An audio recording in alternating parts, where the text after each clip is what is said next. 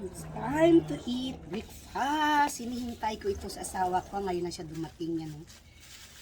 Manok. Wala kaming rice para hindi tayo tataba. Lalala.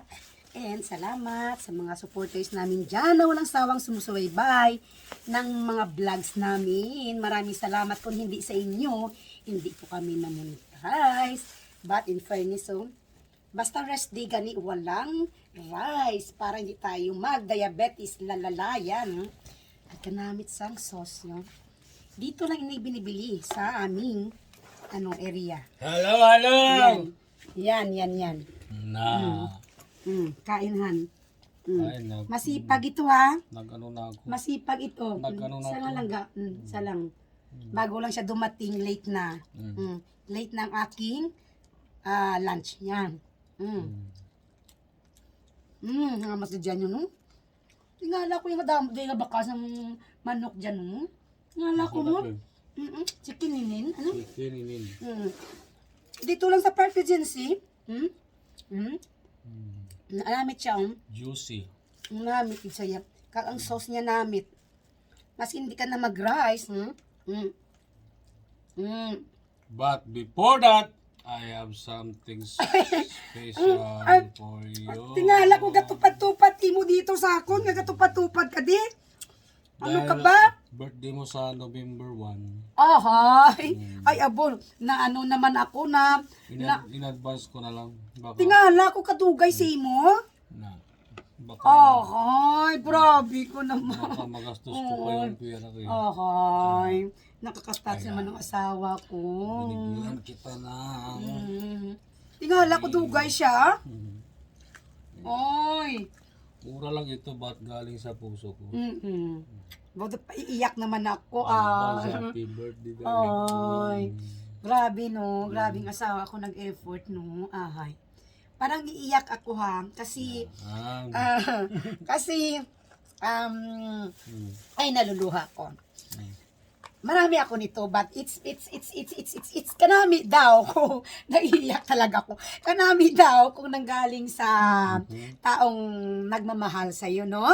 Ay my God, na-touch ako, Diyos ko, Marimar. Hindi ko na in-expect, ha. But alam nyo naman ang status ko, but mahal kita, salamat. Salamat, nag-effort ka, Han. Salamat. Kasi manami, kung nag-effort ang tao, it means mahal ka ng isang tao. Yan. Thank you so much. And hindi ko makakalimutan ang araw na ito. Pinaiyak mo ako. Diyos ko. Kuwan kasi ako Yan ang sabi nila na maskin